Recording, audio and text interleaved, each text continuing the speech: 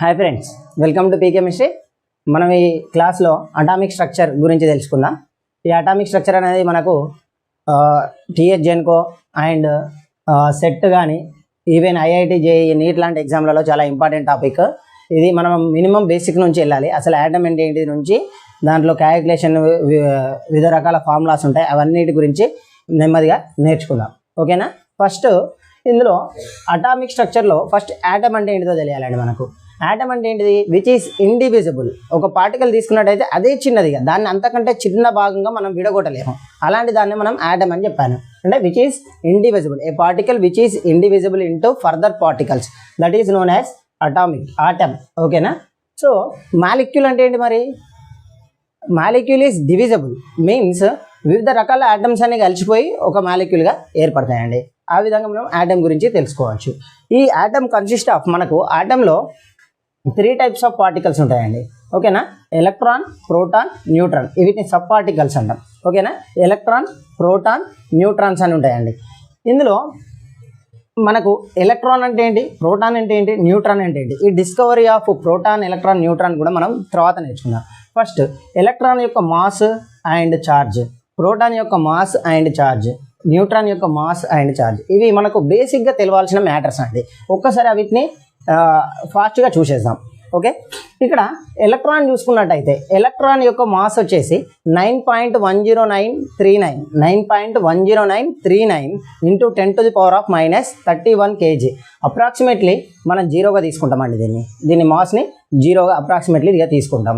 కానీ ఎలక్ట్రాన్ యొక్క ఛార్జ్ అనేది మనకు ప్రోటాన్ ఛార్జ్, ఈ రెండు ఛార్జీలు కూడా సేమ్ ఉంటాయండి ఛార్జెస్. కానీ ఎలక్ట్రాన్కి మనకు నెగిటివ్ ఛార్జ్ ఉంటుంది, ప్రోటాన్కి పాజిటివ్ ఛార్జ్ ఉంటుంది. ఒకసారి ఛార్జెస్ కనుక చూసుకున్నట్టయితే -1.602 ఇంటూ 10⁻⁻19 కూలుమ్స్ అండి. ఓకే, ఒకసారి ప్రోటాన్ గురించి చూసుకుందాం. ప్రోటాన్ మాస్ వచ్చేసి 1.67262 ఇంటూ 10⁻⁻27 1.67262 ఇంటూ 10⁻⁻27 kg. ఓకే, ఇక్కడ ఛార్జ్ చూడండి, యాజ్ ఇట్ ఈజ్ ఎలక్ట్రాన్ లాగానే ఉంది.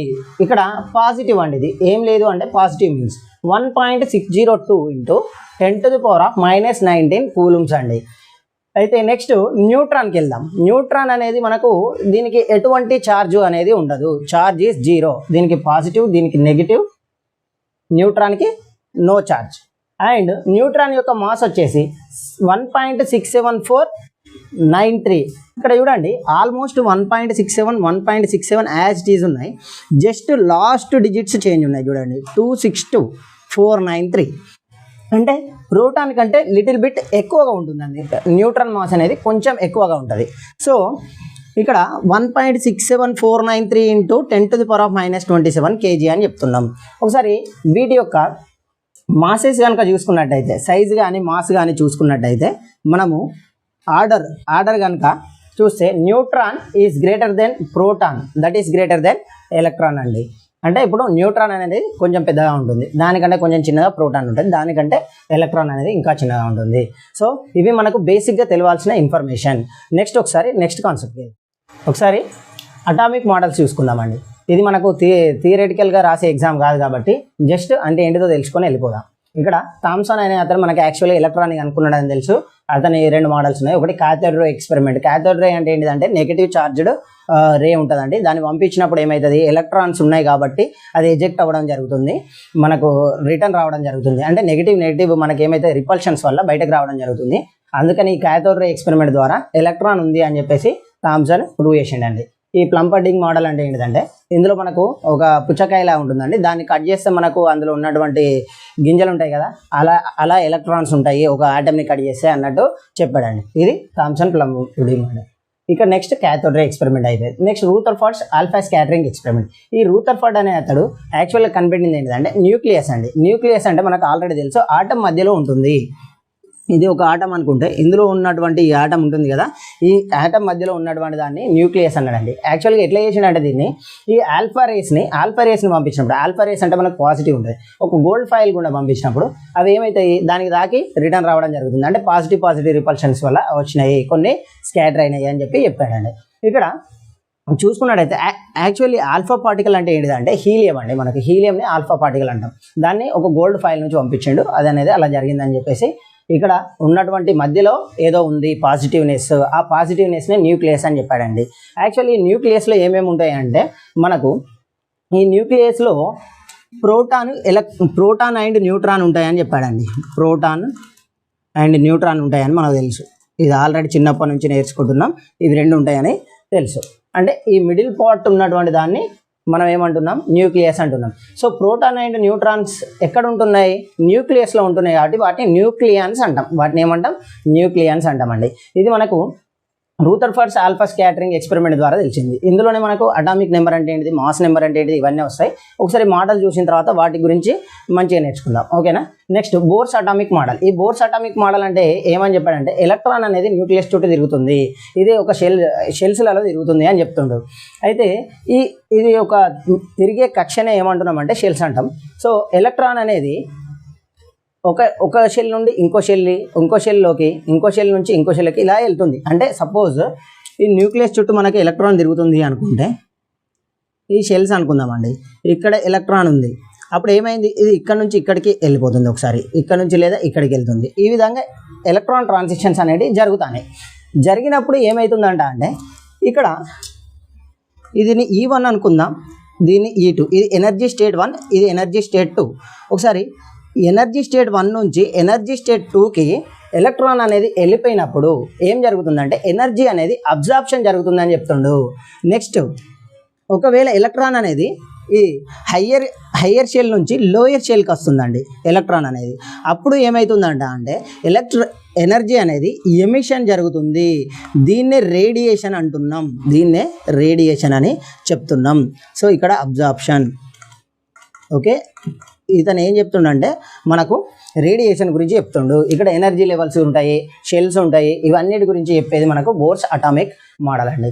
ఇది మనకు థియరిటికల్ కాన్సెప్ట్ ఉంది. నెక్స్ట్ యాక్చువల్ కాన్సెప్ట్ మనకు ఎగ్జామ్ ఓరియంటెడ్లో ఇంపార్టెంట్ కాన్సెప్ట్లు అవి ఏంటివి అనేది చూసుకుందాం. జస్ట్ ఓవరాల్గా చెప్పేస్తున్నాయి ఇవి. నెక్స్ట్ వచ్చే కాన్సెప్ట్లు చాలా ఇంపార్టెంట్, అవి చూసుకుందాం. Small concept, this is atomic number and mass number. అసలు అటామిక్ నెంబర్ అంటే ఏంటి, మాస్ నెంబర్ అంటే ఏంటి, ఇది ఆల్రెడీ మీకు తెలిసిన సబ్జెక్టే, జస్ట్ రీకాల్ చేయడానికి చెప్తున్నా అంతే.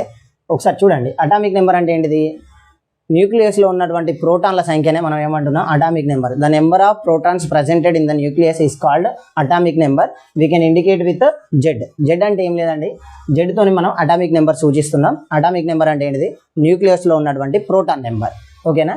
నెక్స్ట్ మాస్ నెంబర్ అంటే ఏంటిది, ఇప్పుడు న్యూక్లియస్లో మనకి ఇంకేముంది, ప్రోటాన్తో పాటు న్యూట్రాన్స్ కూడా ఉన్నాయి. అంటే ప్రోటాన్లను అండ్ న్యూట్రాన్లను కలిపితే వచ్చిందే మనకు మాస్ నెంబర్ అండి. ప్రోటాన్లు ప్లస్ న్యూట్రాన్ అంటే ఇక్కడ చూడండి, number of protons plus neutrons presented in the nucleus is called mass number.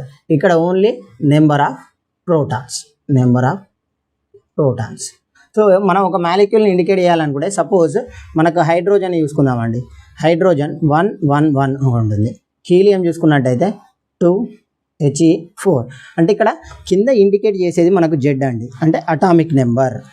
అంటే ఇక్కడ హీలియంకి 2, ఇక్కడ మనకు మాస్ నెంబర్ అంటున్నా 1 అనేది మాస్ నెంబర్ అంటున్నా. అంటే హైడ్రోజన్లో మనకు ఒకటే ప్రోటాన్ ఉంది, న్యూట్రాన్ అనేది లేదు. హీలియంలో చూసుకున్నట్టయితే 2 ప్రోటాన్లు ఉన్నాయి ప్లస్ 2 న్యూట్రాన్లు ఉన్నాయి. ఈ విధంగా మనము ఇండికేట్ చేయవచ్చు ఒక ఎలిమెంట్ని, ఓకేనా. ఇది atomic number and mass number. Next ఇప్పుడు తెలిసిపోయిన టాపిక్ చాలా ఇంపార్టెంట్ టాపిక్ అండి. ఇప్పటి నుంచి మనకు యాక్చువల్ కాన్సెప్ట్ అనేది స్టార్ట్ అవబోతున్నాయి.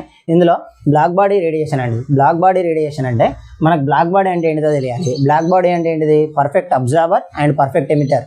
అంటే అన్ని రకాల రేడియేషన్స్ని అబ్జర్వ్ చేసుకుంటుంది అండ్ ఎమిట్ చేస్తుంది. All type of wave lengths can absorbed by black body, ఓకేనా. దీని నుంచి ఎమిట్ అయ్యేదే బ్లాక్ బాడీ రేడియేషన్ అని చెప్తున్నాం. సో ఇక్కడ frequency, wave length and wave number, ఈ డెఫినేషన్స్ ఏంటివో తెలియాలండి. ఫస్ట్ ఫ్రీక్వెన్సీ అంటే the number of waves formed in unit time. మనము ఇక్కడ ఈ ఫ్రీక్వెన్సీని న్యూతో సూచిస్తామండి. న్యూ. ఇక్కడ వేవ్ లెంత్ చూద్దాం. వేవ్ లెంత్ అనేది దిస్ ఈజ్ లెంత్, ఇక్కడ లెంత్ అని ఉంది, ఓకేనా. మీన్స్ డిస్టెన్స్ అన్నట్టు.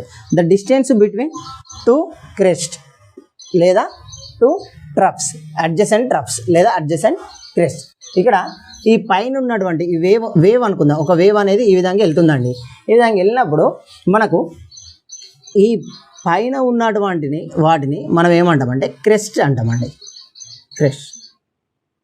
కింద ఉన్నదాన్ని ట్రఫ్స్ అంటామండి. ఓకేనా?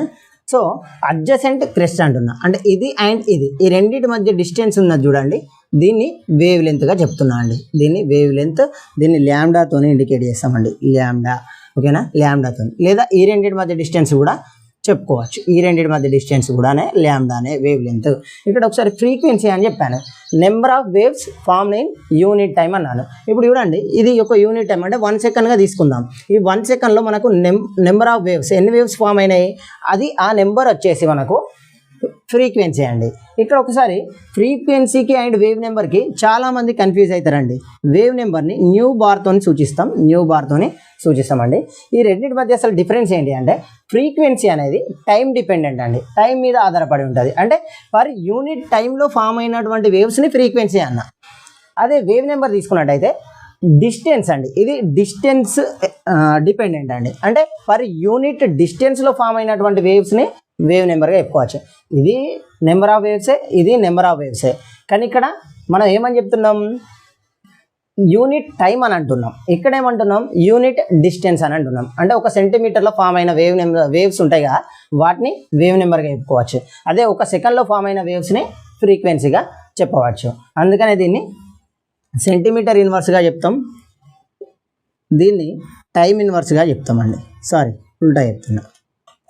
ఓకే, దీన్ని సెకండ్ ఇన్వర్స్ లేదా హెడ్జ్గా చెప్తాం, దీన్ని సెంటీమీటర్ ఇన్వర్స్గా చెప్పవచ్చండి. ఇక్కడ మరి వేవ్ లెంత్ అంటే ఏంటి? వేవ్ లెంత్ అనేది ఒకసారి చూసుకున్నట్టయితే ఈ రెండింటి మధ్య ఉన్న డిస్టెన్స్ అన్నాం కాబట్టి మనకు డిస్టెన్స్కి ఉన్నటువంటి యూనిట్స్ అన్నీ దీనికి వస్తాయి. సెంటీమీటరే కానీ, మీటరే కానీ, కిలోమీటర్ కానీ, ఏదైనా కూడా మనము ఈవెన్ నానోమీటర్ కానీ ఇవన్నీ కూడా యూనిట్స్గా చెప్పుకోవచ్చు దీనికి. సో ఇది మనకు frequency, wave length and wave number అనే కాన్సెప్ట్ అండి.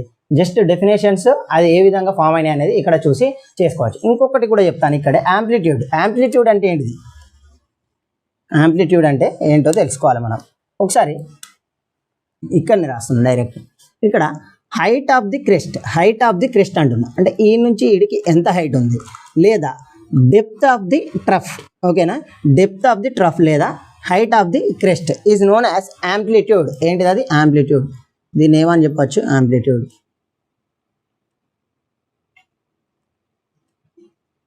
యాంప్లిట్యూడ్గా చెప్పొచ్చండి. దీన్ని యాంప్లిట్యూడ్గా చెప్తామండి. ఇవి మనకు తెలుసుకోవాల్సిన terminology. Okay, now relation between frequency and wave length. Okay, relation between frequency and wave length ఎలా వచ్చిందో చూసుకుందాం. ఒకసారి చూసుకున్నట్టయితే మనకు ఫ్రీక్వెన్సీ అంటే ఏంటిదండి, number of waves form in unit time. Okay, ఈ టైంలో మనకు 2 వేవ్స్ ఫామ్ అయినాయి అనుకుందాం. ఓకే, 1 సెకండ్లో మనకు 2 వేవ్స్ ఫామ్ అయినాయి. ఇక్కడ ఎన్ని ఫామ్ అయినాయండి? 2. ఒకవేళ అదే ఇక్కడ 1 2 3 4 వేవ్స్ ఫామ్ అయినాయి అనుకుందాం, అదే 1 సెకండ్లో. సేమ్ ఇక్కడ చూడండి, 1 2 3 4 5 6 వేవ్స్ ఫామ్ అయినాయి అనుకుందాం. అంటే మనం చూడండి, సేమ్ టైంలో వేవ్స్ అనేది ఏంటిది, ఎక్కువ ఫామ్ అవుతున్నాయి. ఎక్కువ ఫామ్ అయినప్పుడు ఇక్కడ నుంచి ఇక్కడికి మనకు ల్యాండా అనేది ఎట్లుంది, ఇప్పుడు 2 వేవ్స్ అంటే తక్కువ ఉన్నాయి. తక్కువ వేవ్స్ ఉన్నప్పుడు వేవ్ లెంత్ అనేది, డిస్టెన్స్ అనేది ఎక్కువ ఉంది. అయితే కొంచెం పెరిగినాయి, ఫ్రీక్వెన్సీ అనేది పెరిగితే మనకి ఏంటి, రెండింటి మధ్య డిస్టెన్స్ అనేది తక్కువ వచ్చింది. ఇంకా పెరిగింది, అది ఇంకా తగ్గింది. అంటే చూడండి, మనకు ఫ్రీక్వెన్సీ అనేది పెరుగుకుంటూ పోతుంటే వేవ్ లెంత్ అనేది తగ్గుకుంటూ వస్తుంది. అంటే ఒకసారి చూద్దాం, ల్యాండా అనేది డిక్రీజ్ అవుతుంది ఎప్పుడు, ఫ్రీక్వెన్సీ ఇంక్రీజ్ అవుతాయి. అంటే వీటి మధ్య ఉన్న రెండింటి మధ్య ఉన్న రిలేషన్ ఏంటి, ఇన్వర్స్లీ ప్రపోర్షనల్. ఒక్కసారి అదిని చెప్తున్నా, రిలేషన్ బిట్వీన్ ఫ్రీక్వెన్సీ అండ్ ఇది new is inversely proportional to ల్యాండా. ఇది చాలా ఇంపార్టెంట్ రిలేషన్ అండి, చాలా ఇంపార్టెంట్ రిలేషన్, ఇది గుర్తుంచుకోవాలి. Frequency is inversely proportional to wave length. అయితే ఇక్కడ ప్రపోర్షనాలిటీ కాన్స్టాంట్ని తీసేస్తున్నాను నేను. ప్రపోర్షనాలిటీ తీసేస్తే nu equal to C by lambda అని వస్తుంది. ఇక్కడ సి అనేది వెలాసిటీ ఆఫ్ లైట్ అండి. సి అనేది velocity of light, that is equal to 3 × 10⁸ metre per second అండి, మీటర్ పర్ సెకండ్. ఓకే, ఒకసారి చూసుకున్నట్టయితే మనకు న్యూ అంటే frequency is inversely proportional to lambda అంటే వేవ్ లెంత్కు ఇన్వర్స్లీ ప్రపోర్షనల్లో ఉంది. ప్రపోర్షనాలిటీ చేస్తే వెలాసిటీ ఆఫ్ లైట్ కాన్స్టెంట్ పెట్టుకున్నాం సి బై ల్యాండా అన్న. C equal to 3 × 10⁸ metre per second, ఇది ఫిక్స్డ్ వాల్యూ. సో ఈ విధంగా మనకు ఈ రిలేషన్ చెప్పుకోవచ్చు. అలానే వేవ్ నెంబర్కి తీసుకున్నట్టయితే వేవ్ నెంబర్ కనుక తీసుకున్నట్టయితే nu bar is directly equal to 1/λ. Okay, ఇక్కడ న్యూ బార్ అంటే ఏంటిదండి? Wave number. న్యూ బార్ అనేది వేవ్ నెంబర్. ఓకే, ఇక్కడ lambda wave length and one more term there, that is nu is frequency అండి. ఇక్కడ మనం గుర్తుంచుకోవాల్సిన రిలేషన్లు 1 and 2 అండి. వీటి మీద ప్రాబ్లమ్స్ కూడా అడగడానికి ఛాన్స్ ఉంటుంది. సో ఈ రిలేషన్ గుర్తుంచు. నెక్స్ట్ మనము ప్లాంక్స్ ఈక్వేషన్ చూద్దాం. యాక్చువల్లీ ప్లాంక్స్ కాన్సెప్ట్ ఏం చెప్తుందంటే మనకు ఎనర్జీ అనేది, ఒక పార్టికల్ యొక్క ఎనర్జీ అనేది దాని యొక్క ఫ్రీక్వెన్సీకి ప్రపోర్షనాలిటీగా ఉంటుంది. అంటే energy is directly proportional to it's frequency అని చెప్తుంది. ఇదేమని చెప్తుంది? ఒక పార్టికల్ యొక్క ఎనర్జీ అనేది directly proportional to it's frequency అని చెప్తుందండి. ఓకేనా? ఇది ప్లాంక్స్ అనే అతను ఇచ్చాడు కాబట్టి ఇక్కడ ప్రపోర్షనాలిటీ కాన్స్టెంట్ తీసేసుకుంటే మనకు వచ్చింది E ఈక్వల్ టు hν. ఇది మనకు ప్లాంక్స్ ఈక్వేషన్ అండి. ఇది ప్లాంక్స్ ఈక్వేషన్.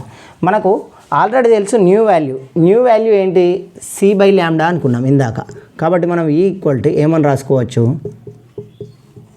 hc/λగా రాసుకోవచ్చు అండి.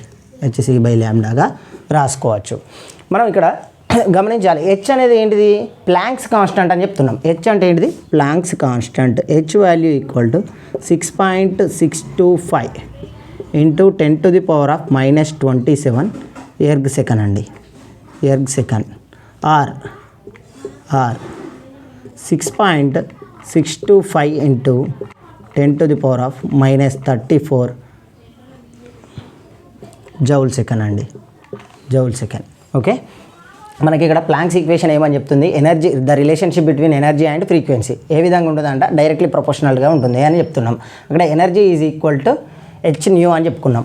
అప్పుడు E ఈక్వల్ టు hc/λ అని చెప్తున్నాం. ఇక్కడ హెచ్ వాల్యూ అనేది ప్లాంక్స్ కాన్స్టెంట్ అంటున్నా. ప్లాంక్స్ కాన్స్టెంట్ వాల్యూ అనేది 6.625 × 10⁻⁻27 ఎగ్ సెకండ్ లేదా 6.625 × 10⁻⁻34 జౌల్ సెకండ్ అండి. ఇది మనకు ప్లాంక్స్ ఈక్వేషన్ చెప్తుంది. నెక్స్ట్ ఒకసారి ఐన్స్టీన్ ఈక్వేషన్ చూసుకుందాం. ఈ ఐన్స్టీన్ ఈక్వేషన్ అందరికీ తెలుసు, E ఈక్వల్ టు mc². ఇక్కడ E అనేది ఎనర్జీ అండి, M అంటే మాస్ అండి, C అంటే వెలాసిటీ ఆఫ్ లైట్. ఇంతకుముందే చెప్పాను, C వాల్యూ కూడా చెప్పాను. E equal to mc². ఇక్కడ దీన్ని మనం ఐన్స్టీన్ ఈక్వేషన్ అంటున్నాం. ఓకే, ఈ రెండు రిలేషన్ల నుంచి మనకి ఇంకొక రిలేషన్ వస్తుంది, దాన్నే డి బ్రోగ్లీ ఈక్వేషన్ అంటామండి. యాక్చువల్గా డి బ్రోగ్లీ ఏం చెప్తుండో అంటే మనకు ఒక పార్టికల్ అనేది, ఇప్పుడు పార్టికల్ ఉంది, మ్యాటర్ అనేది వేవ్ గాను అండ్ పార్టికల్ గాను బిహేవ్ చేస్తుంది. అంటే డ్యూయల్ నేచర్ని కలిగి ఉంది అని చెప్తుండు. సో ఈ డి బ్రోగ్లీ అనే అతను ఈ రెండింటిని, ఈ ప్లాంక్స్ ఈక్వేషన్ ద్వారా మనకి ఈ ఈక్వేషన్ని అండ్ ఐన్స్టీన్ ఈక్వేషన్ని రెండింటిని మిక్స్ చేసి ఒక రిలేషన్ ఇచ్చాడు. అది ఒకసారి చూసుకుందాం. ఇక్కడ రెండు వాల్యూలు ఏ అండి, ఎనర్జీ వాల్యూ అంటే mc² ఈక్వల్ టు hc/λ అవుతుందండి. mc² equal to hc/λ. mc² equal to hc/λ. c² c cancel అండి. ఇప్పుడు ల్యాండా వాల్యూ, డైరెక్ట్ వేవ్ లెంత్ని మనం ఏమని రాసుకోవచ్చు అంటే ల్యాండా ఈజ్ ఈక్వల్ టు h/mc అండి. h/mc. ఇది అంటే వేవ్ లెంత్ అనేది మనకి ఈ విధంగా కూడా క్యాలిక్యులేట్ చేయొచ్చు అని చెప్తుండండి. ఈ ల్యాండా ఈక్వల్ టు h/mc. ఇక్కడ c అంటే ఏంటిది? వెలాసిటీ ఆఫ్ లైట్గా బిహేవ్ చేస్తుంది కాబట్టి లైట్ అన్నాం. ఒకవేళ పార్టికల్ తీసుకున్నాం అనుకోండి, దీనికి వెలాసిటీని మనం ఏ విధంగా చెప్పొచ్చు అంటే mvగా v అని చెప్పొచ్చు అండి. దీన్నే మనం ఏమని చెప్పుకోవచ్చు? c బదులు v రాసుకోవచ్చు. లైట్కి కాకుండా వేరే పార్టికల్స్కి మాట్లాడితే h/mv అని రాసుకోవచ్చు అండి. h/mv. ఎంవి. అండ్ మనకు తెలుసు ఏంటిది మూమెంటం అంటే ఏంటిదండి? Momentum mass into velocity equal to momentum అని అంటున్నాం. అంటే ఇక్కడ చూడండి P is equal to, P అంటే మూమెంటం అండి, mass into velocity. P is equal to ఏంటిదండి? MV. P is equal to MV, momentum equal to MV అంటున్నా. ఇక్కడ చూడండి ఈ ఎంవి ప్లేస్లో మనం పి అని పెట్టుకోవచ్చు కదా, పెట్టుకోవచ్చు. సో ఇప్పుడు మనకు ల్యాండా ఈక్వల్ టు ఏమని రాసుకోవచ్చు అంటే h/p అని రాసుకోవచ్చు అండి. h/p అంటే ఇక్కడ చూడండి వేవ్ లెంత్ అనేది మనకు మూమెంటంకి ఎలా ఉంటుంది? ఇన్వర్స్లీ ప్రొపోర్షనల్గా ఉంటుంది. Wave length is inversely proportional to momentum అని కూడా చెప్పొచ్చు ఈ ఈక్వేషన్ నుండి. ఓకేనా? ఇది మనకు వేవ్ పార్టికల్ డ్యుయాలిటీ అంటాం. దీన్నే డి బ్రోగ్లీ ఈక్వేషన్ అంటామండి. డి బ్రోగ్లీ ఇచ్చాడు కాబట్టి డి బ్రోగ్లీ ఈక్వేషన్ అంటాం. అంటే దేనికి ఇచ్చాడు? ల్యాండా వాల్యూ కనుక్కోవడానికి మనకు ఒక రిలేషన్ ఇచ్చాడు. సో ఈ రెండు యూజ్ చేసి ఇది ఇచ్చాడు కాబట్టి మనకు ఈ రిలేషన్ అనేది ఇంపార్టెంట్ అండి. ఈ రిలేషన్ అండ్ ఈ రిలేషన్ ఇంపార్టెంట్ రిలేషన్స్. ఓకే, అయితే మీకు ఒకటి చెప్పాలండి. ఇప్పుడు నేను చెప్పేటప్పుడు మీరు ఒకవేళ మళ్ళీ రివైజ్ చేయాలనుకుంటే ఇబ్బంది అవుతుంది. అందుకనే ఒకసారి చెప్పేటప్పుడు ఫైనల్ ఫార్ములాస్ షార్ట్ నోట్స్ రాసుకున్నారనుకోండి, మీకు మళ్ళీ రివిజన్ అప్పుడు చాలా ఈజీ అవుతుంది. ఇది quick revision, already quick revision topic. But me notes మీకు షార్ట్ నోట్స్ మెయింటైన్ చేయాలి. నేననే కాదు, మీరు ఓన్గా చదువుకున్నా కూడా షార్ట్ నోట్స్ అనేది ఖచ్చితంగా మెయింటైన్ చేయండి. అది చాలా హెల్ప్ఫుల్ అవుతుంది. మీరు ఏ ఎగ్జామ్ రాసినా కూడా షార్ట్ నోట్ కంపల్సరీ మెయింటైన్ చేయండి. అన్సర్టెనిటీ ప్రిన్సిపల్ అంటున్నామండి. ఈయన ఏం చెప్తుండు అంటే మనకు ఒక ఎలక్ట్రాన్ యొక్క పొజిషన్ అండ్ మూమెంటం అనేది కరెక్ట్గా ఒకేసారి చెప్పలేము. Means we can not determine position and momentum of an electron at a time అని చెప్తున్నాడండి. అంటే ఇక్కడ చూడండి పొజిషన్ని మనము డెల్టా ఎక్స్ అంటామండి, డెల్టా ఎక్స్. మూమెంటం వచ్చేసి డెల్టా పి అండి. ఈ రెండు కూడా ఒకేసారి మనము చెప్పుకోలేము అంటున్నాము. Greater than or equal to NH/4π అండి. NH/4π ఒకటేసారి మనము కనుక్కోలేమని చెప్తుండో ఆయన ఇచ్చిన రిలేషన్ ఇదండి. ఇక్కడ పొజిషన్ చూసుకున్నట్టయితే మనకు పొజిషన్ని డెల్టా ఎక్స్ అంటున్నాము, మూమెంటాన్ని డెల్టా పి అంటున్నా. మనకు ఇందాకే చెప్పుకున్నాం P is equal to MV, mass into velocity అని చెప్పానండి. ఒకవేళ డెల్టా పి అంటే మాస్ అనేది చేంజ్ కాదు, వెలాసిటీ అనేది చేంజ్ అవుతుంది కాబట్టి m∆v అవుతుందండి, m∆v. సో ఈ డెల్టా పి వాల్యూని ఇక్కడ సబ్స్టిట్యూట్ చేద్దాం ఒకసారి. Delta X and m∆v greater than or equal to NH/4π అండి. ఈ రిలేషన్ కూడా కరెక్టే అండి, ఈ రిలేషన్ కూడా కరెక్టే. ఓకే, ఇక్కడ delta x delta v equal to NH/4π m అని కూడా రాయొచ్చు. మన ఈ విధంగా కూడా రాసుకోవచ్చు. Delta x into delta v greater than or equal to NH/4π mగా రాసుకోవచ్చు. ఇది కూడా కరెక్ట్ రిలేషనే అండి. సో ఇక్కడ మనకు హైసెన్బర్గ్ అన్సర్టెనిటీ ప్రిన్సిపల్లో ఇంపార్టెంట్ రిలేషన్ ఏదండి? ఇది మెయిన్ రిలేషన్. దీని నుంచి వచ్చినాయి ఇవి. ఓకేనా, ఇదిని నోట్ చేసుకోండి, ఇది important. So Heisenberg uncertainty principle ఏమని చెప్తుందన్న, ఒక ఎలక్ట్రాన్ యొక్క పొజిషన్ అండ్ మూమెంటం మనం ఒకటేసారి కనుక్కోలేము, క్యాలిక్యులేట్ చేయలేము అని చెప్తున్నాడు. ఓకేనా. ఓకే, నెక్స్ట్ యాంగులర్ మూమెంటం అంటే ఏంటో తెలియాలి. యాంగులర్ మూమెంటం ఇక్కడ చూడండి, ఆల్రెడీ మూమెంటం అంటే చెప్పాను నేను, మాస్ ఇంటూ వెలాసిటీ. అంటే కొంత మాస్ అనేది మనకు కొంత ఏం జరగాలి, వెలాసిటీలో ఉండాలి. దాన్ని మనము మూమెంటం అని అంటున్నాం. ఇక్కడ ఎలక్ట్రాన్కు మాస్ ఉంది అండ్ ఎంతో కొంత వేగంతో తిరుగుతుంది, స్పీడ్తోని. సో దానికి మనము ఏమంటున్నాం, మూమెంటం అనేది ఉంది. ఎలక్ట్రాన్కి అనేది మూమెంటం అనేది ఉంది. అయితే ఎలక్ట్రాన్ అనేది ఒకవేళ ఇది న్యూక్లియస్ అనుకుంటే దీని చుట్టూ తిరుగుతుందండి. ఇక్కడ తిరిగేటప్పుడు చూడండి, ఈ నుంచి కొంచెం ముందుకెళ్ళింది అనుకుందాం. ముందుకెళ్ళిందంటే అంటే ఇక్కడికి కదిలింది అంటే ఎంతో కొంత యాంగిల్ చేస్తూ కదులుతుంది, మనకు ఎంతో కొంత యాంగిల్ చేస్తూ కదులుతుంది. అందుకని దీన్ని ఏమంటున్నాం, దీన్ని ఈ యాంగిల్లో తిరగడాన్ని మనము ఇక్కడ యాంగులర్ మూమెంటం అంటున్నాం. ఒకవేళ కనుక ఈ విధంగా వెళ్తుంది అనుకుందాం, ఏదో ఒక పార్టికల్ ఇక్కడ ఉంది, సమ్ మాస్ సమ్ స్పీడ్తో ఈ విధంగా వెళ్తుంది. ఇక్కడ ఏమైనా యాంగిల్ చేంజ్ అవుతుందా అండి? అదే 180 డిగ్రీస్లో వెళ్తుంది. సో ఇక్కడ యాంగిల్ అనేది చేంజ్ అవ్వట్లేదు, ఇక్కడ యాంగిల్ చేంజ్ అవుతుంది. చేంజ్ అనే వల్ల దీన్ని ఏమంటున్నాం, యాంగులర్ మూమెంటం అంటున్నాం. ఇది జస్ట్ మూమెంటం, ఇది యాంగులర్ మూమెంటంగా చెప్తున్నామండి. ఇది యాంగులర్ మూమెంటం. ఈ యాంగులర్ మూమెంటంని ఎలా చెప్పాడంటే, మనకి యాంగులర్ మూమెంటం అనేది క్వాంటైజ్డ్ అని చెప్తున్నారు. అంటే మనం కనుక్కోవచ్చు, క్యాలిక్యులేట్ చేయవచ్చు. దాన్నే ఒకసారి చూసుకున్నట్లయితే MVR ఈక్వల్ టు NH/2π అండి. NH/2π angular momentum is quantised, that formula is equal to MVR is equal to NH/2π. ఒకసారి M అంటే ఏంటిదండి? మాస్. V అంటే వెలాసిటీ. ఇక్కడ M అంటే మాస్ అండి, V అంటే వెలాసిటీ, అండ్ R అంటే రేడియస్ అండి. ఇక్కడ N అంటే నెంబర్ అండి, నెంబర్ ఆఫ్ పార్టికల్స్. H అనేది ప్లాంక్స్ కాన్స్టెంట్ అండి, ప్లాంక్స్ కాన్స్టెంట్. అండ్ ఈ 2π అనేది మనకు కాన్స్టెంట్ అండి. పై వాల్యూ మనకు ఆల్రెడీ తెలుసు 22/7.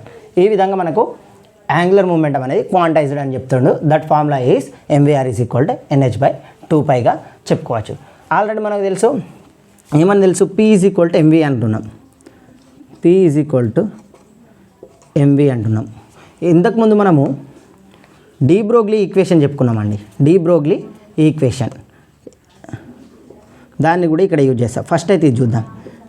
PR ఈక్వల్ టు, మనకు P is equal to MV అని తెలుసు కాబట్టి PR is equal to NH/2π అంటున్నా అండి. NH/2π. ఒకసారి దీన్ని ఇటుకెళ్ళి పంపిస్తున్నా. 2πR is equal to H/P. NH/P. మనకు ఆల్రెడీ డి బ్రోగ్లీ ఈక్వేషన్లో మనం ఏమని చెప్పుకున్నాం? ల్యాండా ఈజ్ ఈక్వల్ టు H/P అని చెప్పుకున్నాం. ల్యాండా ఈజ్ ఈక్వల్ టు H/P అని డి బ్రోగ్లీ ఈక్వేషన్ చెప్తుంది. సో ఇక్కడ మనము 2πR ఈక్వల్ టు ఏమని రాసుకోవచ్చు అంటే N ల్యాండాగా రాసుకోవచ్చు. ఇదే మనకు సర్కంఫియరెన్స్ అంటామండి. ఒక ఎలక్ట్రాన్ అనేది మూవ్ జరుగుతుంది, ఈ విధంగా రౌండ్కి వెళ్తుంది కదా, మనం చుట్టుకొలుతా అంటాం తెలుగులో. ఓకే, ఈ సర్కంఫియరెన్స్ని మనము 2πR అని చెప్తాము. సో చూడండి, N ల్యాండా ఈక్వల్ టు 2πRగా చెప్పుకోవచ్చు అండి. అంటే wave length, distance into number మనకు ఏమిస్తుంది? దీని యొక్క సర్కంఫియరెన్స్ని ఇస్తుందండి. ఇది మనకు యాంగులర్ మూమెంటం కాన్సెప్ట్. జస్ట్ ఈ ఫార్ములా గుర్తుంచుకుంటే చాలండి మనకు. ఓకేనా, ఇది important concept angular. Next photo electric effect అండి. ఫోటో ఎలక్ట్రిక్ ఎఫెక్ట్ ఏమని చెప్తుందంటే, లైట్ ఎనర్జీ అనేది ఒక సర్ఫేస్ మీద పడినప్పుడు ఎంతో కొంత ఎనర్జీ, అంటే ఇప్పుడు మనకు ఎంత ఎనర్జీతోని మనకు లైట్ ఎనర్జీ పడుతుందండి, ఎంతో కొంత ఎనర్జీ అనేది అబ్జార్ప్షన్ జరిగి ఎలక్ట్రాన్ అనేది ఎజెక్ట్ అవుతుందని చెప్తున్నాడండి. అంటే ఇక్కడ ఏమవుతుందంట అంటే ఎనర్జీ ఆఫ్ ఇన్సిడెంట్ లైట్ అనేది మనకు అబ్జార్బుల్ లైట్ ఎనర్జీకి ప్లస్ అండ్ ఎలక్ట్రాన్ ఎజెక్ట్ అయింది కాబట్టి దానికి మనకు కైనెటిక్ ఎనర్జీ ఉంటుందండి. సో ఎలక్ట్రాన్ యొక్క కైనెటిక్ ఎనర్జీకి ఈక్వల్గా ఉంటుందని చెప్తుందండి. ఫోటో ఎలక్ట్రిక్ ఎఫెక్ట్ ఏమని చెప్తుంది అంటే మనకు ఇన్సిడెంట్ రేడియేషన్ ఎనర్జీ అనేది పడింది. ఈ రేడియేషన్ పడడం వల్ల ఎంతో కొంత రేడియేషన్ అనేది అబ్జార్ప్షన్ జరిగి ఎలక్ట్రాన్ అనేది ఎజెక్ట్ అయింది. ఆ పడినటువంటి ఇన్సిడెంట్ ఎనర్జీ అనేది, రేడియేషన్ యొక్క ఎనర్జీ అనేది EI equal to E0 plus KE అంటే మనకు కైనెటిక్ ఎనర్జీ అండి. ఒకసారి దీన్ని మన టర్మినాలజీలో రాసుకుంటే hν ఇన్సిడెంట్ ఈక్వల్ టు మనకు ఇదేంటిదండి ఈక్వల్ టు hν అని తెలుసు, అందుకని చెప్పి ఈ విధంగా రాస్తున్నా. hν absorbed plus KEగా రాసుకోవచ్చండి. ఇది మనకు ఫోటో ఎలక్ట్రిక్ ఎఫెక్ట్ అండి. కాంప్టన్ ఎఫెక్ట్ కూడా ఇదే కాన్సెప్ట్లో నుంచి కాంప్టన్ ఏమని చెప్తున్నాడంటే మనకు పడుతున్నటువంటి లైట్ ఎనర్జీ ఇక్కడ ఉన్న సర్ఫేస్లో ఉన్నటువంటి ఎలక్ట్రాన్ ఎనర్జీ ఉంటుంది కదా, దానికంటే ఇక్కడ ఉన్నటువంటి ఎనర్జీ కంటే, అబ్జార్బ్డ్ ఎనర్జీ కంటే మనకు ఇది ఎక్కువ ఉండాలండి. ఎక్కువ ఉన్నప్పుడు మాత్రమే ఎలక్ట్రాన్ ఎజెక్షన్ అనేది పాసిబుల్ అవుతుందని చెప్తుండు. అంటే సపోజ్ ఇక్కడ ఫ్రీక్వెన్సీ ప్రకారంగా చూసుకున్నట్టయితే న్యూఐ ఇన్సిడెంట్ ఫ్రీక్వెన్సీ, పడుతున్నటువంటి ఇన్సిడెంట్ ఫ్రీక్వెన్సీ అనేది అబ్జార్బ్డ్ ఫ్రీక్వెన్సీ కంటే ఎక్కువ ఉండాలండి. ఉండాలని చెప్తుండు. ఏమని చెప్తుండు ఇక్కడ మనకు పడుతున్నటువంటి ఫ్రీక్వెన్సీ అనేది అబ్జార్బ్డ్ జరిగినటువంటి ఫ్రీక్వెన్సీ కంటే ఎక్కువ ఉండాలని చెప్పేది మనకు కాంప్టన్ ఎఫెక్ట్. అలాంటప్పుడే ఎలక్ట్రాన్ ఎజెక్షన్ అనేది పాసిబుల్ అవుతుంది అని అంటున్నాడు. ఒకవేళ ఫ్రీక్వెన్సీ ఇలా ఉన్నదంటే మనకు వేవ్ లెంత్ ఎలా ఉంటుందండి? రివర్స్ ఉంటుంది. ఎందుకంటే frequency is inversely proportional to ల్యాండా means wave length. So wave length ప్రకారంగా చెప్తే మనకు ఇన్సిడెంట్ వేవ్ లెంత్ అనేది అబ్జార్బ్డ్ వేవ్ లెంత్ కంటే తక్కువ ఉండాలండి. ఇది మన కాంప్టన్ ఎఫెక్ట్ అండి, ఇది ఇంపార్టెంట్. ఓకే, ఇవి ఈ రెండు రిలేషన్స్ మనము కాంప్టన్ ఎఫెక్ట్ నుంచి రాసుకోవచ్చు అండి. ఏం లేదండి, మనకు ఫోటో ఎలక్ట్రిక్ ఎఫెక్ట్ కానీ కాంప్టన్ ఎఫెక్ట్లో ఏమవుతుందో, ఒక లైట్ ఎనర్జీ వచ్చేసి ఒక సర్ఫేస్ని తాకినప్పుడు ఎంతో కొంత అబ్జార్ప్షన్ జరుగుతుంది అండ్ ఒక ఎలక్ట్రాన్ అనేది ఎజెక్షన్ జరిగింది, అది ఎంతో కొంత కైనెటిక్ ఎనర్జీని కలిగి ఉన్నది. సో ఇక్కడ మనకు పడుతున్నటువంటి ఎనర్జీ ఇక్కడ అబ్జార్బ్ అయిన ఎనర్జీకి ప్లస్ కైనెటిక్ ఎనర్జీ ఆఫ్ ఎలక్ట్రాన్కి ఈక్వల్గా ఉంటుందని చెప్పేది ఫోటో ఎలక్ట్రిక్ ఎఫెక్ట్. అదే ఒక కాంప్టన్ ఎఫెక్ట్ చూసుకున్నట్టయితే పడుతున్నటువంటి లైట్ ఎనర్జీ యొక్క ఫ్రీక్వెన్సీ అబ్జార్ప్షన్ జరిగినటువంటి ఫ్రీక్వెన్సీ కంటే ఎక్కువ ఉండాలని చెప్తుంది ఫ్రీక్వెన్సీ ప్రకారంగా. ఒకవేళ వేవ్ లెంత్ ప్రకారంగా చెప్పాలనుకుంటే ఇన్సిడెంట్ వేవ్ లెంత్ అనేది అబ్జార్బ్డ్ వేవ్ లెంత్ కంటే తక్కువ ఉంటుందని చెప్తుంది. ఇది మనకు చెప్పేది కాంప్టన్ ఎఫెక్ట్ అండి, ఇది గుర్తుంచుకోవాలి. ఓకే, ఇంతకుముందు మనం అటామిక్ మోడల్లో బోర్ మోడల్ గురించి చూసుకున్నామండి. బోర్ మోడల్ ఏమని చెప్తుందన్నాం, ఒక న్యూక్లియస్ చుట్టూ ఎలక్ట్రాన్ తిరుగుతుంది అని చెప్తున్నాం. ఆ ఎలక్ట్రాన్స్ అనేవి ఏ విధంగా తిరుగుతున్నాయి, షెల్స్లలో తిరుగుతున్నాయి. ఆ షెల్స్లలో తిరిగేటప్పుడు వాటికి నేమ్స్ ఇచ్చుకున్నాడు, 1 2 3 అండ్ KLMNగా ఇచ్చుకున్నాడు. సో ఈ షెల్స్లో మనకు ఏమని చెప్పాను, ఒకే ఎలక్ట్రాన్ అనేది జంపింగ్ జరుగుతుందండి, ఎలక్ట్రాన్ జంపింగ్ జరుగుతుంది. అంటే ఇప్పుడు ఇక్కడ ఉన్న ఎలక్ట్రాన్ కనుక ముందు షెల్లోకి దునికింది అనుకోండి, దాన్ని ఏమంటున్నాం, ఎనర్జీ అనేది రిలీజ్ చేస్తుంది. ఆ రిలీజ్ ఎమిషన్ అంటాం దాన్నే, లేదా రేడియేషన్ అంటాం. ఓకే, ఎనర్జీ రిలీజ్ జరుగుతుంది కాబట్టి దాన్ని రేడియేషన్ అంటాం. ఒకవేళ దాని బ్యాక్ వెనకాల షెల్కి వెళ్ళిపోయింది, అంటే హయ్యర్ లెవెల్లోకి వెళ్ళిపోయింది, అప్పుడు ఏమవుతుంది, ఎనర్జీ అనేది అబ్జార్ప్షన్ జరుగుతుందని చెప్పాను. అబ్జార్ప్షన్ అనేది జరుగుతుంది. ఇదంతా బోర్ మోడల్లో నేర్చుకున్నాం. అయితే ఇతను హైడ్రోజన్ ఆటమ్కి ఒక స్పెక్ట్రమ్ ఇచ్చాడండి. ఈ స్పెక్ట్రంలో మనకు డిఫరెంట్ లైన్స్ వచ్చాయి. ఒక్కసారి ఆ లైన్స్ని చూసుకున్నట్టయితే ఆ లైన్స్ ఏమేమి ఉంటాయి, అది ఏ విధంగా ఉంటుంది అనేది ఒకసారి చూద్దామండి. ఇక్కడ దానికంటే ముందు మనం తెలుసుకోవాల్సి ఏంటిదంటే ఈక్వేషన్, బోర్ మోడల్ ఇచ్చినటువంటి ఈక్వేషన్ ఏంటిదంటే న్యూ బార్ అంటే ఏంటిదండి, wave number that is equal to, మనం ఏమని చెప్పుకోవచ్చు, న్యూ బార్ ఈక్వల్ టు 1/λ అని కూడా రాసుకోవచ్చు, అంటే వేవ్ లెంత్ కూడా రాసుకోవచ్చు. దీన్నే మనము న్యూ బై సిగా కూడా రాసుకోవచ్చు అండి. ఏ విధంగా రాసుకోవచ్చు, nu by c, nu is equal to ఏంటిదండి, C/λ. ఇక్కడ న్యూ బై సి అంటే ఏమని రాసుకోవచ్చు, C/λ ఇంటూ సి క్యాన్సల్ అయిపోతే 1/λ that is equal to nu bar అని రాసుకోవచ్చు. అందుకని చెప్పేసి ఈ మూడు కలిపి ఒకటేసారి రాస్తున్నా. That is equal to Z² RH 1/N1² minus 1/N2² అండి. ఈ ఫార్ములాని ఫస్ట్ ఎందుకు చెప్పానంటే ఇది చాలా ఇంపార్టెంట్ ఫార్ములా. ఈ ఫార్ములా నుంచే మనకు ప్రీవియస్ డిఎల్లో ఒక క్వశ్చన్ వచ్చిందండి. ఒక క్వశ్చన్ పడింది ఇందులో నుంచి. ఓకే, గురుకుల డిఎల్లో ఈ ఫార్ములా నుంచి క్వశ్చన్ పడింది. ఇక్కడ మనం ఒకసారి చూసుకున్నట్టయితే జెడ్ అనేది అటామిక్ నెంబర్ అండి. అది జెడ్ అనేది ఏంటిది, అటామిక్ నెంబర్. ఆర్ అనేది రిడ్బర్గ్ కాన్స్టెంట్ అండి. ఇక్కడ N1 and N2 are energy levels అవి ఎనర్జీ లెవెల్ యొక్క వాల్యూస్. ఒకసారి ఇవి వాల్యూస్ కూడా నేను చెప్తాను. ఇక్కడ న్యూ బార్ అంటే వేవ్ నెంబర్, ల్యాండా అంటే వేవ్ లెంత్, న్యూ అంటే ఫ్రీక్వెన్సీ, ఓకే, సి అంటే వెలాసిటీ ఆఫ్ లైట్ అండి. ఈ ఫార్ములాను ఒకసారి నోట్ చేసుకోండి. అసలు ఏం జరుగుతుంది ఇక్కడ అనేది ఒకసారి చూద్దాం. ఓకే, బోర్ మోడల్లో మనకు హైడ్రోజన్ స్పెక్ట్రమ్ అంటే హైడ్రోజన్ ఆటమ్కి స్పెక్ట్రమ్ అనేది ఇచ్చారు. ఆ స్పెక్ట్రంలో లైన్స్ అనేది ఏ విధంగా వచ్చినాయి ఒకసారి చూసుకున్నట్టయితే ఇక్కడ Lyman series, Balmer series, passion bracket fund ఒకసారి మంచిగా గుర్తుంచుకోండి. Lyman, Balmer, passion bracket fund అని గుర్తుపెట్టుకోండి. ఈ సిక్స్ టైప్ ఆఫ్ లైన్స్ ఉంటాయండి మనకు. ఇక్కడ లైమన్ సిరీస్ అంటాం దీన్ని, Balmer series, passion series, bracket series, fund series. So not only ఇక్కడ ఇంకా పై లెవెల్స్లో నుంచి కూడా వస్తాయండి. జస్ట్ ఇక్కడికి మనకు ఇవి సరిపోతాయని ఇక్కడ రాశాను. ఒకసారి చూసుకున్నట్టయితే ఈ లైమన్ సిరీస్లో మనకు ఎన్ వాల్యూ, ఇక్కడ ఎన్ వాల్యూ అనేది N1, ఇది మనం తీసుకోవాల్సింది first N1 value. N1 is equal to 1 అయింది. అప్పుడు దాన్ని లైమన్ సిరీస్ అంటామండి. ఫర్ లైమన్ సిరీస్కి N1 ఈజ్ ఈక్వల్ టు 1 అండి. అదే బామర్ సిరీస్కి N1 ఈజ్ ఈక్వల్ టు 2 అండి. ప్యాషన్ సిరీస్కి N1 is equal to 3. Brackett N1 is equal to 4 Pfund సిరీస్కి n1 ఈజ్ ఈక్వల్ టు 5 అండి. ఓకేనా, ఈ వాల్యూస్ గుర్తుంచుకోండి. ఈ వాల్యూస్ గుర్తుంచుకుంటే మిగిలింది రిమైనింగ్ ఉంటుంది కదా. n1 ఈజ్ ఈక్వల్ టు 1 అయ్యి n2 వాల్యూస్ ఫర్ దీనికి 2 కావచ్చు, 3 కావచ్చు, 4 కావచ్చు, సో ఆన్ ఎక్కడికైనా వెళ్ళిపోవచ్చు అండి. సో నెక్స్ట్ n2 ఇక్కడ ఈ n2 ఏమవుతుంది, 2 వరకు ఇక్కడ అయిపోయింది కాబట్టి ఇక్కడ 3 నుంచి స్టార్ట్ చేయండి. 3, 4, 5 సో ఆన్. అదే ప్యాషన్కి అయితే n2 వాల్యూ 4, 5, 6 సో ఆన్గా ఉంటుందండి. అదే బ్రాకెట్కి అయితే మనకు n2 వాల్యూ 5, 6, 7 సో ఆన్ ఉంటుందండి. అదే ఫండ్కి అయితే ఇది 6, 7, 8 సో ఆన్ ఉంటుందండి. అంటే ఇక్కడ ఈ n1 వాల్యూ అనేది n2 వాల్యూ కంటే n1 వాల్యూ అనేది n2 వాల్యూ కంటే తక్కువ ఉంటుందండి. ఎక్కడైనా ఇది మనకు ఈ విధంగా ఉండడాన్ని లాంగ్ వేవ్ లెంత్ అంటామండి. ఇది లాంగ్ వేవ్ లెంత్కి ఓకే, లాంగ్ వేవ్ లెంత్.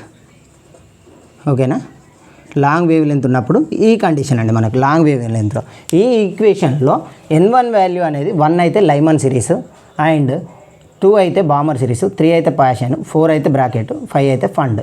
ఇదేంటిది లాంగ్ వేవ్ లెంత్లో n2 వాల్యూస్ మాత్రమే చేంజ్ అవుతాయి. ఎప్పుడైనా కూడా లాంగ్ వేవ్ లెంత్కి షార్ట్ వేవ్ లెంత్కి మధ్య డిఫరెన్స్.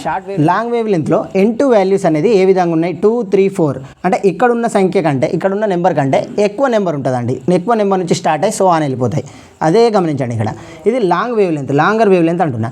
అదే షార్టర్ వేవ్ లెంత్కి ఒక్కటే గుర్తుంచుకోండి, షార్టర్ వేవ్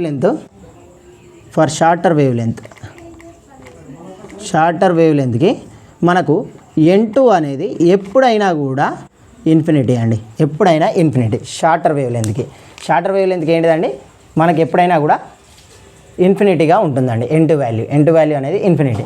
అంటే 1/∞² అంటే 1/∞ మీన్స్ 0 అండి. కాబట్టి ఓన్లీ n1 సరిపోతుంది, n1 ఒక్కటి చూసుకుంటే సరిపోతుంది షార్టర్ వేవ్ లెంత్కి. లాంగర్ వేవ్ లెంత్కి మాత్రము n2 వాల్యూ కూడా ఇంపార్టెంట్.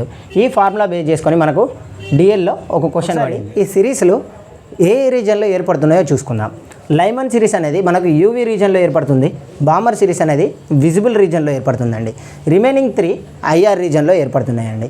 అంటే మనకి ఇక్కడ ఈ రీజన్స్ కూడా ఇంపార్టెంట్ అండి, అడిగే అవకాశాలు ఉన్నాయి. అందుకనే ఇవి కూడా ఒకసారి చూసుకోండి. ఇది మనకు Bohr model hydrogen like atom, Bohr model for hydrogen like atoms. ఇక్కడ హైడ్రోజన్ లైక్ ఆటమ్స్ అంటే నాట్ ఓన్లీ ఫర్ హైడ్రోజన్. ఇప్పుడు హైడ్రోజన్ తీసుకున్నట్టయితే మనకు జెడ్ వాల్యూ 1 ఉంటుంది, హైడ్రోజన్ అటామిక్ నెంబర్ అనేది 1 ఉంటుంది. ఒకసారి లిథియం 2+ తీసుకుందాం, లిథియం 2+ అని తీసుకుందాం. ఇందులో కూడా మనకు 1 ఎలక్ట్రానే ఉంది. ఓకేనా, ఇందులో కూడా మనకు 1 ఎలక్ట్రానే ఉంది కాబట్టి ఒకే ఎలక్ట్రాన్ ఉన్న సిస్టమ్కి ఇది యూజ్ అవుతుంది. కాబట్టి ఈ విధంగా మనకు హైడ్రోజన్ లైక్ ఆటమ్ అని చెప్పాము. సో ఇక్కడ మనకు జెడ్ వాల్యూ అనేది 3గా తీసుకొని ఈ ఫార్ములాలో మనం చేసుకుంటే మనకు ఆన్సర్ వచ్చేస్తుందండి.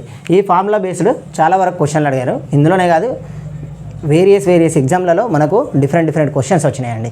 సో ఈ ఫార్ములా అనేది మీరు బై హెడ్ చేయడమో 2-3 సార్లు రాస్తే గుర్తుంచుకోవడమో చేయండి.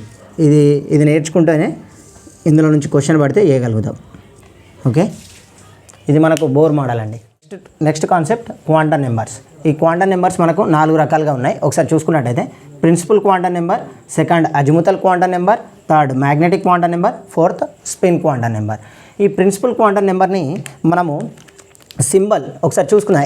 ఇక్కడ ఏమేమి మాట్లాడతామంటే సింబల్ మాట్లాడతాం, రిస్ట్రిక్షన్స్ మాట్లాడతాం, రేంజ్ ఆఫ్ వాల్యూస్ మాట్లాడతాం, అసలు సిగ్నిఫికెన్స్ అంటే ఇది ఏం చెప్తుంది అనేది మాట్లాడతాం. ఒకసారి సింబల్ చూసుకున్నట్టయితే ప్రిన్సిపల్ క్వాంటమ్ నెంబర్ని మనము స్మాల్ ఎన్తో చూపిస్తామండి, స్మాల్ ఎన్.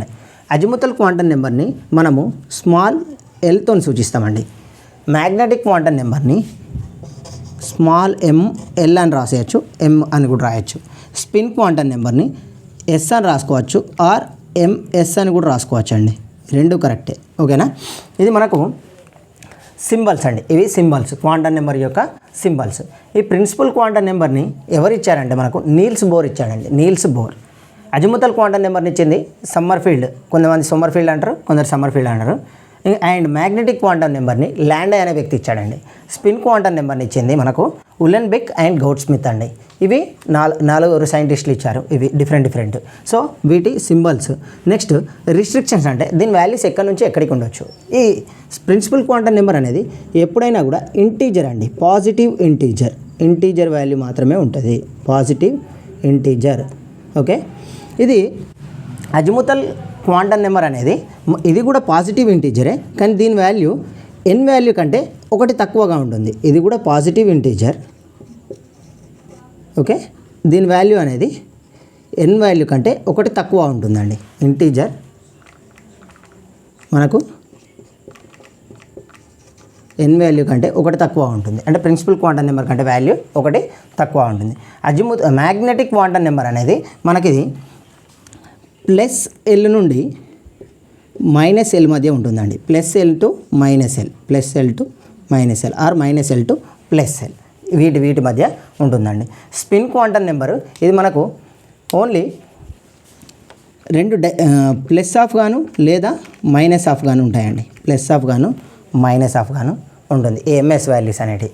ఓకే, ఒకసారి దీని రేంజెస్ ఆఫ్ వాల్యూస్ రేంజెస్ అనేది ఏ విధంగా ఉంటాయంటే ఇది మనము 0 నుంచి స్టార్ట్ కదండి.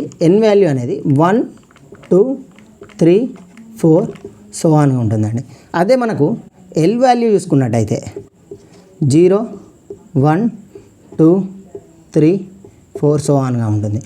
ఈ n వాల్యూ కంటే ఒకటి తక్కువ, ఎందుకంటే ఇది 1 నుంచి స్టార్ట్ అయితే ఇది 0 నుంచి స్టార్ట్ అయిందండి. ఇక్కడ ML వాల్యూ అంటే ఒకవేళ L చూసుకున్నాం, ఇక్కడ L వాల్యూస్ ఇక్కడ +L to -L అన్నాం. సపోజ్ +1 తీసుకున్నాను అనుకోండి, +1 0 -1. అదే +2 తీసుకుంటే +2 +1 0 -1 -2గా ఉంటుందండి. అంటే దీనిది ఎక్కడి నుంచి ఎక్కడి వరకు ఉంటుందండి, +L to -L రేంజెస్. ఓకేనా, డైరెక్ట్ +L to -L ఇక్కడ కూడా +L to -L. ఇక్కడ నెంబర్ ఆఫ్ వాల్యూస్, ఇక్కడ వాల్యూస్ అనేది ఎన్ని వస్తున్నాయి, ఎన్ని వాల్యూస్ వస్తాయి అనేది నెంబర్ ఆఫ్ అని రాసుకుంటా. నెంబర్ ఆఫ్ ML వాల్యూస్ అనేది ఏ విధంగా చెప్పచ్చు అంటే 2L+1. సపోజ్ నేను ఇక్కడ ఏమంటున్నా అంటే L వాల్యూ 2 తీసుకున్నా అండి, L వాల్యూ 2 తీసుకున్నా. అప్పుడు ML వాల్యూస్ ఎన్ని ఉంటాయి, L వాల్యూ 2 అయినప్పుడు అంటే 2 × 2 + 1 5 ఉంటాయండి, 5 ఉంటాయి. అయితే ఇక్కడ సిగ్నిఫికెన్స్ చెప్పినప్పుడు ఇవి ఇంకా బాగా అర్థమవుతాయి. ఓకేనా, ఇక్కడ స్పిన్ క్వాంటమ్ నెంబర్ మనం ఏమని చెప్పుకోవచ్చు, ప్లస్ ఆఫ్ లేదా మైనస్ ఆఫ్, ఇది ఆల్వేస్ సేమే. అయితే ఇక్కడ చూసుకున్నట్టయితే ప్రిన్సిపల్ క్వాంటమ్ నెంబర్ ఏం చెప్తుందంటే మనకు ఇది షెల్స్ చెప్తుందండి, shells and shell size. Same azimuthal quantum number కూడా ఇది సబ్షెల్ గురించి మాట్లాడుతుందండి. ఇది దేని గురించి మాట్లాడుతుంది, సబ్షెల్ గురించి మాట్లాడుతుంది. సబ్షెల్, షెల్ సైజు వాటి గురించి చెప్తుందండి. ఇక్కడ మ్యాగ్నెటిక్ క్వాంటమ్ నెంబర్ అనేది ఏం చెప్తుంది అంటే ఈ మ్యాగ్నెటిక్ క్వాంటమ్ నెంబర్ అనేది మనకు ఓరియంటేషన్ ఆఫ్ ఆర్బిటాల్ చెప్తుందండి. ఓరియంటేషన్ ఆఫ్ ఆర్బిటాల్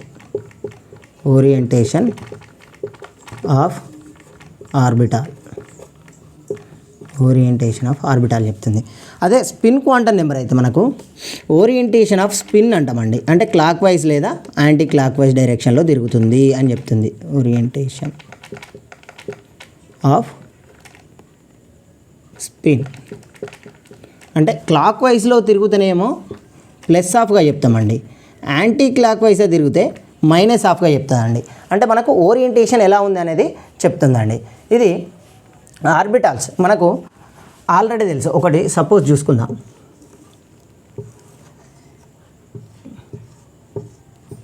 ఇది డి ఆర్బిటాల్ అండి. డి ఆర్బిటాల్లో మనకు 5 ఉంటాయి.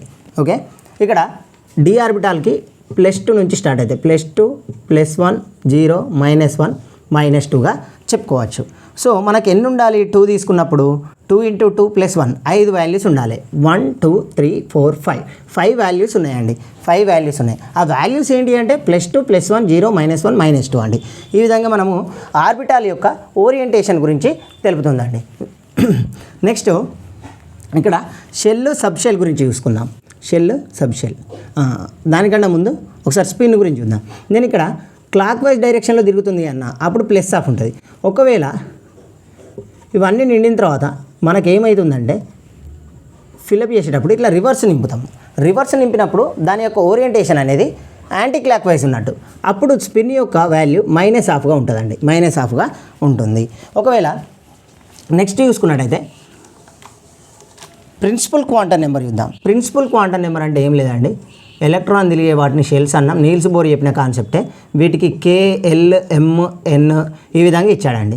అది దీన్ని N value is equal to 1, 2, 3, 4 అన్నామండి. ఈ విధంగా మనకు ఏమవుతున్నాయి, షెల్స్ అనేటివి ఉంటున్నాయి.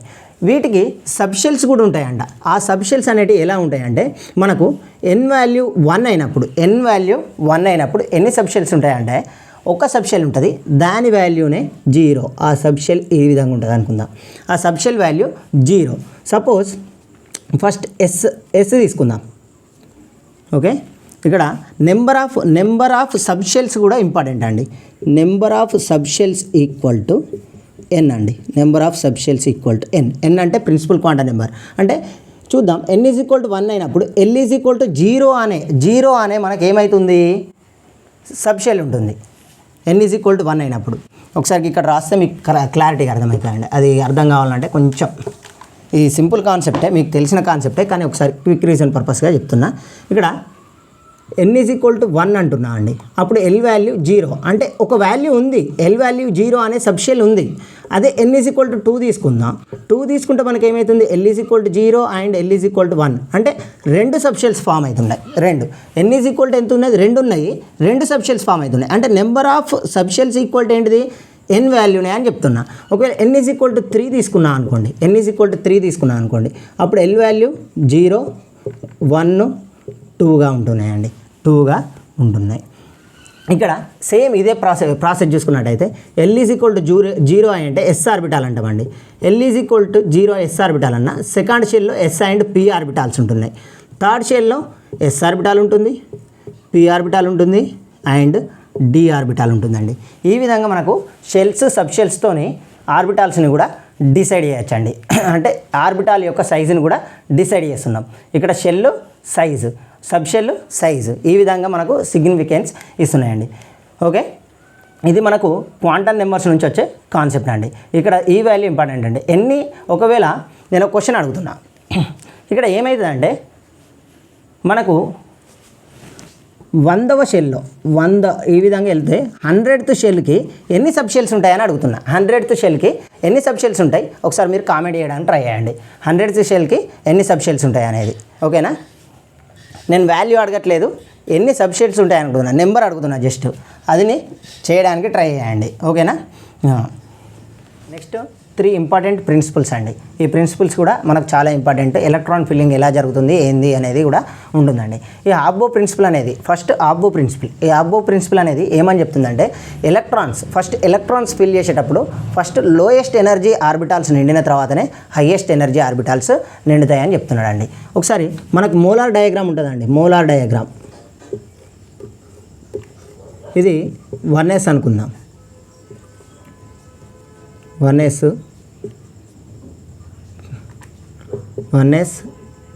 2s 2p 3s 3p 3d అనుకుందాం.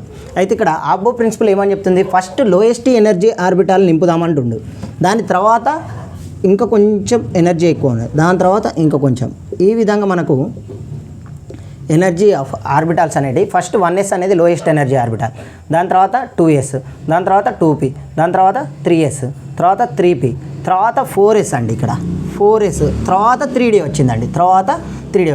మనకు ఎలక్ట్రాన్ ఫిల్ చేసేటప్పుడు ఏ విధంగా చేస్తున్నాం, the lowest energy orbital is filling first అని అంటున్నా. అది మనకు చెప్పేది Aufbau principle. Lowest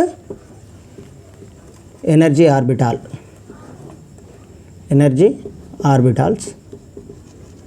are filling first అంటున్నా. ఓకే, ఇది మనకు ఆబ్బో ప్రిన్సిపల్ చెప్తుందండి. ఆబ్బో అతను చెప్పాడండి. పౌలిస్ ఎక్స్క్లూషన్ ప్రిన్సిపల్ ఉందండి. ఈ పౌలిస్ ఎక్స్క్లూషన్ ప్రిన్సిపల్లో మనకు క్వాంటం నెంబర్స్ గురించి డీల్ చేస్తుంది. అసలు క్వాంటం నెంబర్స్ ఏమని చెప్తున్నాం, 4 క్వాంటం నెంబర్స్ ఉన్నాయంటున్నా. ఆ 4 క్వాంటం నెంబర్స్ ఒకసారి చూద్దాం. N, L, ML, ms. ఈ 4 క్వాంటమ్ నెంబర్స్ ఉంటాయి కదా, ఒక ఆటంలో ఉన్నటువంటి 2 ఎలక్ట్రాన్స్ ఉన్నాయి అనుకుందాం. ఒక ఆటంలో 2 ఎలక్ట్రాన్స్ ఉన్నాయి. ఆ 2 ఎలక్ట్రాన్స్కు ఈ 4 క్వాంటమ్ నెంబర్స్ అనేవి సేమ్గా ఉండవు, డిఫరెంట్గా ఉంటాయి. ఏదో ఒక క్వాంటమ్ నెంబర్ అయినా డిఫరెంట్గా ఉండాలి అని చెప్పేది మనకు పౌలిస్ ఎక్స్క్లూషన్ ప్రిన్సిపల్. అంటే no 2 electrons can have 2 same set of quantum numbers in an atom is called Pauli's exclusion principle. అంటే ఏం లేదండి, ఈ 4 వాల్యూస్ ఉన్నాయి. ఈ 4 value n is equal to 0, n is equal to 1 అంటున్నా, l ఈజ్ ఈక్వల్ టు 0 అంటున్నా, ml is equal to 1 అంటున్నా, ms is equal to plus of అంటున్నా. చూడండి, ఈ వాల్యూస్ మళ్ళీ రిపీట్ కావద్దు, ఒక ఆటంలో మళ్ళీ రిపీట్ కావద్దు. సో ఇక్కడైనా వేరీ కావాలి, ఇదన్నా వేరీ కావాలి, ఇదన్నా కావాలి, ఇదన్నా కావాలి. ఒకవేళ ఇక్కడ మైనస్ ఆఫ్ రావాలి ఇంకొకటి. ఒకవేళ ఇంకోసారి కూడా ఈ వాల్యూసే రాసిన అనుకోండి, అది అనేది పాసిబుల్ కాదు అని చెప్పేదే పౌలిస్ ఎక్స్క్లూషన్ ప్రిన్సిపల్ అండి. Next Hund's rule. యాక్చువల్గా Hund's rule of maximum multiplicity అంటాం. Hund's rule of maximum multiplicity. ఒకసారి మనం ఎలక్ట్రాన్లని ఒక ఆర్బిటాల్లో కనుక ఫిలప్ చేస్తున్నాం, ఒక ఆర్బిటాల్లో ఫిలప్ చేస్తున్నా 1 2 3. అయితే నేను ఏ విధంగా ఫిలప్ చేస్తా? ఇది ఫస్ట్ ఎలక్ట్రాన్ అండి, ఇది ఫస్ట్ ఎలక్ట్రాన్. సెకండ్ ఎలక్ట్రాన్ని నేను ఎక్కడ ఫిల్ చేస్తున్నా? ఇక్కడ చేస్తున్నా. ఒకవేళ సెకండ్ ఎలక్ట్రాన్ని నేను ఈ విధంగా ఫిల్ చేయవచ్చా? ఫిల్ చేయరాదు. అదే చెప్తుంది మనకు Huns rule of maximum multiplicity. అంటే ఈ విధంగా పేరింగ్ జరగదండి. ఫస్ట్ ఇండివిజువల్గా ఉన్నటువంటి అన్ని నిండిన తర్వాతనే, బాక్సెస్ నిండిన తర్వాతనే మనకు పేరింగ్ అనేది స్టార్ట్ కావాలి. ఇక్కడ చూడండి ఏమని చెప్తుంది అంటే, pairing is possible after completion of half filled, after completion of half filled అని అంటుంది. అంటే ఇక్కడ చూడండి 1 2 3 4 5 హాఫ్ ఫిల్డ్ అయిపోయిందండి. ఇప్పుడు నెక్స్ట్ వచ్చే ఎలక్ట్రాన్ మనకు ఇక్కడ నిండొచ్చండి. ఈ విధంగా పేరింగ్ జరుగుతుంది, కానీ ఈ విధంగా జరగదు అని చెప్పేదే Huns rule of maximum multiplicity అంటాం. అంటే మల్టిప్లిసిటీ అనేది మ్యాక్సిమంగా ఉండాలి, దాని తర్వాతనే మనం ఏదైనా చూసుకోవచ్చు. ఓకే, ఇది మనకు చెప్పేది హూన్స్ ప్రిన్సిపల్ అండి. ఇవి 3 ప్రిన్సిపల్ మనకు. ఇదంతా ఎలక్ట్రాన్ ఓరియంటేషన్ ఎలా ఉంది, ఎలక్ట్రాన్ ఎలా బిహేవ్ చేస్తుంది షెల్స్లలో కానీ వాటి గురించి చెప్తాయండి. ఓకేనా, ఇక్కడికి మనకు ఇంపార్టెంట్ కాన్సెప్ట్స్ అనేవి ఓవర్ అయిపోయినాయండి అటామిక్ స్ట్రక్చర్లో. యాక్చువల్లీ మనం చూసుకున్నట్టయితే జెన్కో సిలబస్లో చూసుకున్నట్టయితే ఈ అటామిక్ స్ట్రక్చర్లో ఉన్న సిలబస్ అనేది చాలా డిఫరెంట్ అండి. ఇది ఇంటర్మీడియట్ అటామిక్ స్ట్రక్చర్ మాత్రమే.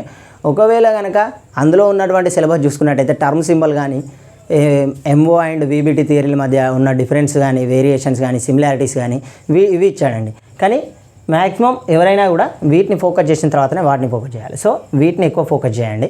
అటామిక్ స్ట్రక్చర్ అక్కడ వచ్చింది అనేది మనకు క్వాంటమ్ కెమిస్ట్రీలో వస్తుందండి. అది క్వాంటమ్ కెమిస్ట్రీలో ఒక పార్ట్గా ఉంటుంది. ఓకేనా, ఇది మనకు అటామిక్ స్ట్రక్చర్ అండి. ఇంతటితో మనకు atomic structure quick revision classes అనేది ఓవర్ అయింది.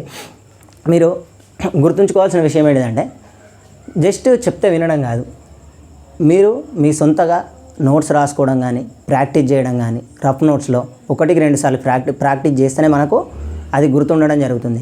ఇప్పుడు చూస్తే వచ్చినట్టే అనిపిస్తుంది. ఇది మనకు తెలిసిన కాన్సెప్ట్లే, ఆల్రెడీ ప్రిపేర్ అయి ఉన్న వాళ్ళకైతే ఇది చాలా సింపుల్ టాపికే. కానీ సడన్గా క్వశ్చన్ అడిగితే ఈ నెంబర్ ఆఫ్ సబ్షెల్స్ ఎంత అని అడగడం కానీ ఇలాంటివి చేసినప్పుడు వాళ్ళు ఏం చేస్తారంటే చెప్పలేకపోతారు. ఎందుకంటే ఇది వచ్చు కాబట్టి ఓవర్లుక్లో వదిలేస్తారు. అలా వదిలేయకుండా మనం ఏం చేయాలి, ప్రాక్టీస్ చేస్తే ఒకసారి అలా క్విక్ రివిజన్ లాగా చేసుకుంటే ఇవి ఎప్పటికీ గుర్తుండిపోతాయి. ఓకేనా, ఇది మనకు బేసిక్ కాన్సెప్ట్ అండి. ఓకేనా, ఇది అసలు చెప్పొద్దు అనుకున్నా, కానీ ఇది కూడా అన్నీ ఫిలప్ చేయాలన్న ఉద్దేశం కొద్దిగా ఈ క్లాసే చెప్పాను నేను. ఇది చాలా బేసిక్ కాన్సెప్ట్. సో మీరు ప్రతి ఒక్క దాని మీద పట్టు తెచ్చుకోవాలనే నా ఉద్దేశం. Next last important concept shapes of orbitals. Shapes of orbital అనేది ఇది 10th పిల్లగాళ్ళని అడిగినా కూడా చెప్తారండి. ఇది ఏముండదు. ఎస్ ఆర్బిటాల్ అంటే మనకు ఆల్రెడీ తెలుసు. ఏంటిదండి ఇది? S orbital shape spherical shape అండి.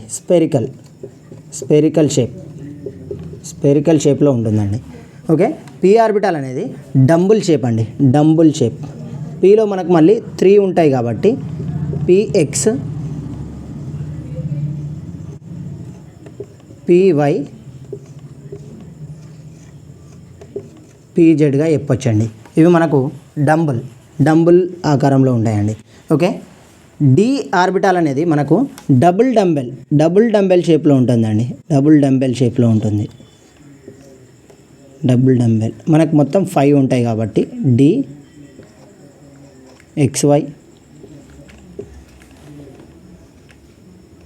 dxy dyz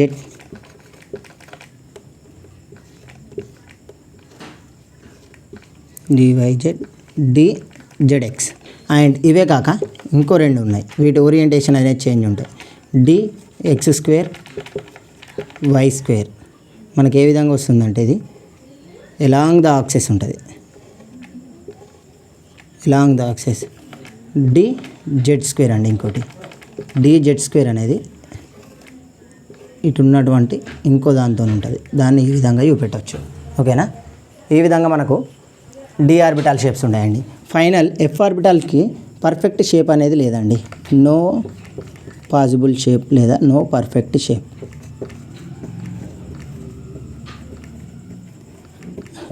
ఇక్కడ చూడండి, ఇది డంబుల్, ఇది డంబుల్, ఇది డబుల్ డంబుల్ అండి, డబుల్ డంబుల్. ఇక్కడ నో పర్ఫెక్ట్ షేప్. ఇక్కడ చూసే spherical, dumbbell, double dumbbell, triple dumbbell అనుకుంటారు. ట్రిపుల్ డంబెల్ అనేది ఏది ఉండదండి, just no perfect shape. F ఆర్బిటాల్కి షేప్ అనేది ఉండదు. ఇది మనకు షేప్స్ ఆఫ్ ఆర్బిటాల్స్ అండి. ఇక్కడ మీకు చెప్పదలుచుకున్నది ఒకటే, మీరు ప్రతిదీ ప్రాక్టీస్ చేయాలి. ఇది చాలా 10th కాన్సెప్ట్, ఇంటర్ కాన్సెప్ట్లు అండి. ఇవి చిన్న కాన్సెప్ట్లు, జస్ట్ ఒకసారి రివిజన్ పర్పస్ ఓవర్వ్యూగానే చెప్పాను, కానీ ఇన్డెప్త్గా నేను ఎక్కడ చెప్పలేదు. మీరు ఇంకా ఇన్డెప్త్ కావాలనుకుంటే ఐఐటి మెటీరియల్స్ కానీ అలాంటివి చూసుకోవాలి. బట్ ఇప్పటికైతే రివిజన్ పర్పస్లో ఇవి సరిపోతాయి, మీరు ఇవి ఒకసారి చూసుకోండి. మనకు టీహెచ్జెన్కో సిలబస్ చూసుకున్నట్టయితే అవి చాలా డెప్త్గా ఇచ్చాడండి. మనకు టర్మ్ సింబల్ కానీ అవి కానీ, ఈ టర్మ్ సింబల్స్ అవి అనేది మనకి ఇనార్గానిక్ కెమిస్ట్రీలో వస్తాయి. అండ్ ఈ ఎంఓటి అండ్ విబిటి ఇవి కూడా మనకి ఇనార్గానిక్లో వస్తాయి. అండ్ మనకి ఇక్కడ క్వాంటమ్ కెమిస్ట్రీలో కూడా వీటి మీద డీల్ చేయాల్సి ఉంటుందండి. సో వీటిలో ఇవి మనకి ఇంటర్ వరకే మాత్రమే, ఇవి బేసిక్స్ మాత్రమే. ఇవి నేర్చుకోండి ఇప్పుడు ప్రస్తుతానికైతే, ఇవి చాలు.